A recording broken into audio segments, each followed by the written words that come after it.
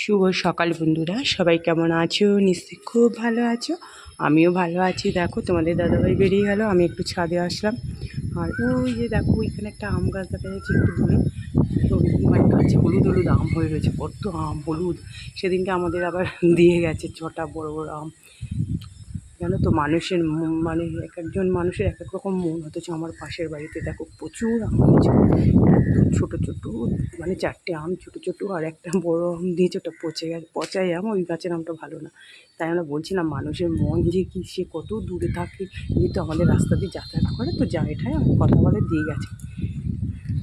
আমি আবার বলি বাবা তুমি আবার আম নিয়েছো? না না তুমি নাও। দেখো আর বেলপাতা দেখো আবার কুচি কুচি বেরোচ্ছে বেশ। কালকে এই গোলাপ গাছ দুটো কাটতেই আমার হাত কেটে গেছে না। এই যে এই ভাবছি বর্ষা আসছে তো গাছগুলো একটু ছেটে দিতে হবে, বড়ো বড়ো হয়ে গেছে, হাতটাই কেটে গেছে। তোমার দাদাভাই জল ঠল দিয়ে গেছে গাছে। আর কি সূর্যের তেজ দেখো বন্ধুরা, আষাঢ় মাস কি বলবি, সূর্যের তেজ দেখো, তাকাতে পারছি না। ওই দেখো কাঠবিড়ালিগুলো ঘুরে বেড়াচ্ছে। উড়ি বাপরে বাপরে বাপরে, উড়ি বাবা, দেখো দেখো দেখো, দৌড় দেখে চুই দেখো উঠে যাবে। এই দেখো সারাদিন আমার কাজ হচ্ছে এখানে এসে এসে পিঁপড়ে, কি পিঁপড়ে হয়ে যাচ্ছে, ভাষা ভাষা পিঁপড়ে নয় যে কি, পুরো গাছ ন্যাড়া করে দিয়েছে, গাছ ভর্তি করেছিল, পুরো শেষ করে দিল আমার গাছগুলো। এই যে এই ফুলগুলো তো কালকে ফুটেছিল, এখানেও দেখো কত কড়ি আছে, এটাতেও হয়ে যাচ্ছে। দোপাটি ফুল এখন আবার ফুটছে, আর দাঁড়াতে পারা যাচ্ছে না। তুমি বাবারি কী রোদ কী রোদ। চলো সূর্য আমাকে দর্শন করে চলে যায়, দাঁড়ানো যাচ্ছে না। এই দিকটা বেশ, এখন হ্যাঁ এই দিকটা ভালো লাগে, বেশ সুন্দর হাওয়া দিচ্ছে। আর হাওয়া ছাদ থেকে নেমে এসে আমার তো আর বসার উপায় নেই, একটার পর একটা সিরিয়াল ওয়াইজ কাজ চলবে। তোমাদেরকে বলি যে যেহেতু বুধবার, সোফাটা একটু ঝেড়ে দিই। এগুলো তো সংসারের তোমরা দেখোই, সবসময় করেই যাচ্ছি, একদিন মানে কয়েকদিন অন্তর অন্তরই করতে হয়। আর কিছু তো করার নেই, করতে তো হবে, সব আলতো আলতো ধুলো হয়ে যায়, এগুলোকে ঝেড়ে ঝেড়ে একটুই করছি। আর এত রোদ উঠে গেছে না বারান্দায়, মানে মারাত্মক লেভেলের গরম। তোমাদেরকে এটা দেখালাম কেন বলো তো, সোফার কভারটা না দুরকমভাবেই মানে পাততে পারবে, কোনো উল্টো সোজা বলে কিছু নেই। এটা লাইট কালার, ওটা পেছন দিকটা ডিপ কালার, তা আমি ডিপ কালারটাই বেশিরভাগ পাতি। আজকে একটু লাইট কালারটা পাতলাম, তাই ওই জন্য লাইট কালারটা বেশি ভালো লাগে পাতলে, কিন্তু ওই যে নোংরা হয়ে যায়, ওই জন্য আবার ডিপ কালারটাই বেশি পাতি। যখন সোফা সেটটা তৈরি করেছিলাম তখনই এই কভারটা কিনে এনে এসেছিলাম, খুব ভালো কভারটা পেয়েছিলাম ওই বেডিং স্টোর একটা দোকান থেকে, বেশ বড় দোকানটা, খুব ভালো, মানে অনেক কিছুই পাওয়া যায় দোকানে, বেডশিট থেকে করে সবই আছে। আর এই কভারটাও পেয়েছিলাম বেশ তখনই। আর আমার কিন্তু সোফাটা হয়ে গেছে তো 10 সালে মনে হয় করা হয়েছে, অনেক বছরই হয়ে গেছে, দেখে কিন্তু মনে হয় না। আর কভারটাও বেশ ভালো বলেই মানে লাস্টিং করছে। যাই হোক, এবার দেখো ঘর 10 বা 11 এরকম একটা হবে সাল, মানে ওই সময়টাই করা হয়েছিল, ওইটুকুনি মনে আছে, 10 বা 11 একটা হবে সাল। যাই হোক, এবার দেখো এই যে ঝাড়ু দিয়ে এবার একটু আর ঝাড়ার পালা, বারান্দাটা ঝেড়ে এসেছি। বারান্দাটা ঝাড়তে গিয়ে যেন একদম প্রচণ্ড রোদ যেন চোখে মুখে পড়ছিল, আর তাড়াতাড়ি করে ঝাড় দিচ্ছি। আর তোমাদেরকে বলি না, ঘর মুছতে কোনো কষ্ট হয় না অত, তবুও মানে ঘর পাকা চালিয়ে করা যায়, কিন্তু এই যে ঘর ঝাড় দেওয়াটা না এত কষ্ট, এত ঘেমে যায় কি বলবো। আর যাই হোক, সব ঘর ঝাড় দিলাম, আমি কিন্তু এখনও ঘর মুছিনি, কারণ তাহলে দেরি হয়ে যাবে। ওই যে কী বলো তো, এদিকে এবার এই সোফা ঝাড় দেওয়া, তারপর যেদিন ধরো খাট টাট মোছা, সেদিনকে ওগুলো করলে না ঘরটা আবার পরে একটু মুছতে হয়, কারণ নাহলে সব দিক তো আর একদিকে ব্যালেন্স করা যায় না। কারণ এর মধ্যে আমরা টিফিন খেলাম, তারপরে রান্না দেখো, এই যে অল্প চিংড়ি মাছ ভেজে, চিংড়ি মাছ আমি এরকম এনে রাখি, মানে দুটো তিনটে আইটেম বানিয়ে নিই অল্প অল্প করে চিংড়ি মাছ দিয়ে, বেশ ভালো লাগে। চাল কুমড়োটা দেখো, চাল কুমড়োটা কুটে রেখেছিলাম রাতে, না দিনের বেলা আর সময় হয় না, কারণ এগুলোতে একটু ভালো করে কুটতে হয়। ভাগ্যিস কুটে রেখেছিলাম, তার মাঝখানে ডাস্টবিনের লোক এসে গেছিলো জানো, পরের রান্নাটা যে করবো ওটা আর কোটা হয়নি, পরে এটা বসিয়ে দিয়ে আমি কুটছিলাম, চাল কুমড়োটা বসিয়ে দিই। দেখো আমার চাল কুমড়ো ঘন্ট চিংড়ি মাছ দিয়ে রেডি, আর ভীষণ ভালো হয়েছিলো খেতে, একদম কচি চাল কুমড়ো তো পুরো গলেই গেছে দেখো। আর এটা তো গ্যাস সিম করেই রান্না করতে হয়, আচ্ছা এই চিংড়ি মাছ ধনেপাতা দিয়ে দারুণ লাগে খেতে। আর এবারে এত কম ধনেপাতা দিয়েছে না, কি বলবো বন্ধুরা, একদম একটু একটু করে দিতে হচ্ছে সব কিছুতে। তারপরে দেখো এই যে মাছ ভেজে নিলাম, মাছ ভেজে নিয়ে, আর কালকে তো আবার বৃহস্পতিবার, ওই জন্য যা মাছ ছিল রান্না করে দিলাম। গাঁটি কচু দিয়ে মাছের ঝোল করব। গাঁটি কচুগুলো যে তখন ডাস্টবিনের লোক এসে গেছে, পরে আবার ছুলে নিলাম। আর গাঁটি কচুগুলো এত সুন্দর গলে গেছিলো, ওই গোল গোল কচুগুলো না ভীষণ ভালো গলে যায়। তবে কচুগুলো একটু বেশ বড়ো বড়োই ছিল, আমার কাটতে ওই জন্য একটু সুবিধা হয়েছে।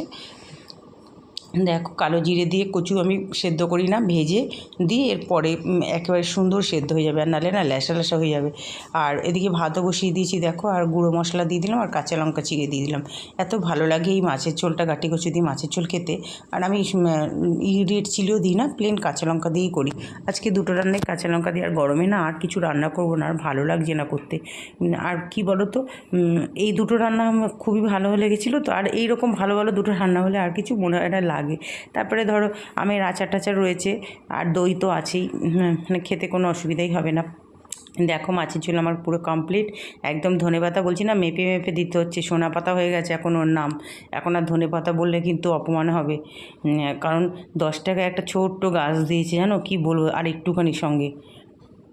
যাই হোক, কিন্তু আমার তো কাঁচা লঙ্কা রান্নায় তো একটু ধনেপাতা না দিলে ঠিক মানে আমার মন মতো হয় না।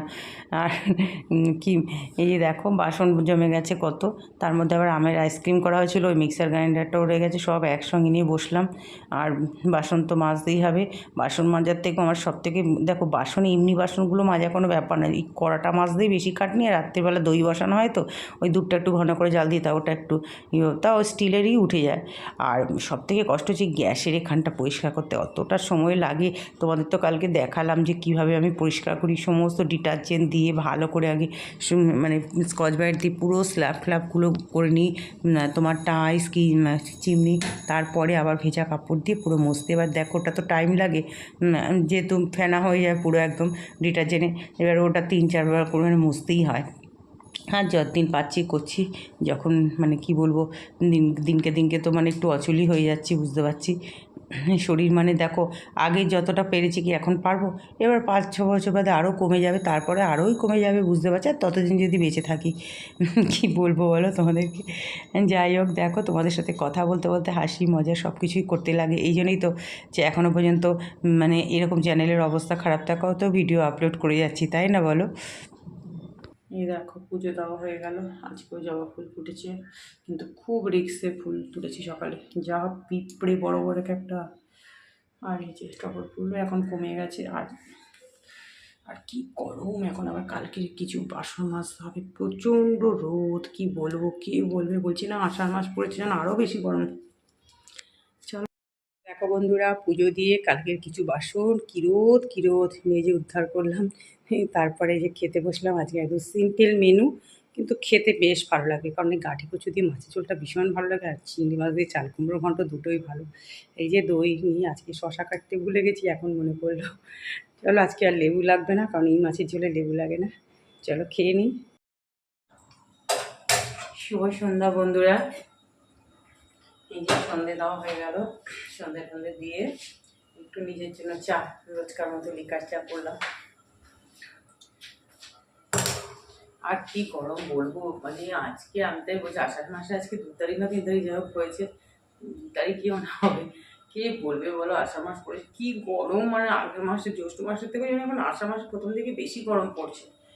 এত গরম, ওই দুপুরবেলা কত কত আর এসি চালানো যায়, কি হিউজ বিল এসছে, ইলেকট্রিক বিল, মানে ওগুলো তো সামলাতে হয়, কি বলবো। হ্যাঁ, মানে যেটা সত্যি সেটাই বললাম।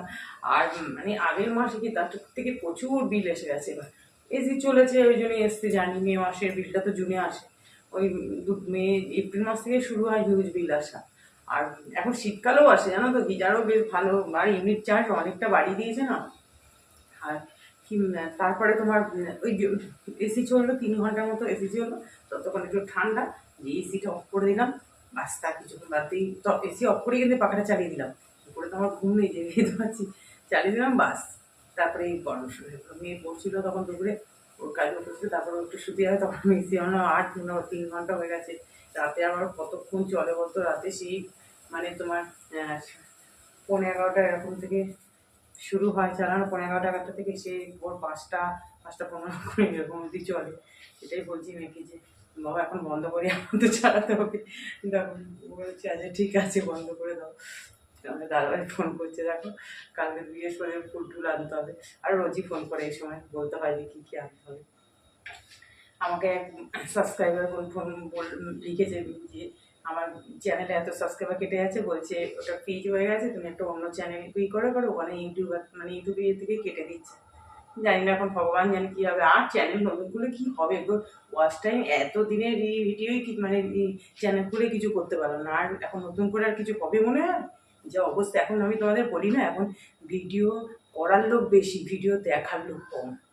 একটা জিনিস খেয়াল করে দেখবে তোমাদের, আগে মানে আমি বলছি তো করোনার সময় যারা করার না তারা খুব ভালো করে নিচ্ছে, তখন অত কেউ করতো না ভিডিও। আর এখন তো ছেয়ে গেছে একদম পুরো। এখন আমি বলি তো ভিডিও করার লোক মানে বেশি, দেখার লোক বেশি, তাহলে ভিডিওটা কে দেখবে? আর কি বলবো, চলো চা ফুটে গেছে, জল চা পাতা দিয়ে দিই, চাটা খেয়ে রোজকার মতো ছাদে একটু হাঁটতে যাবো।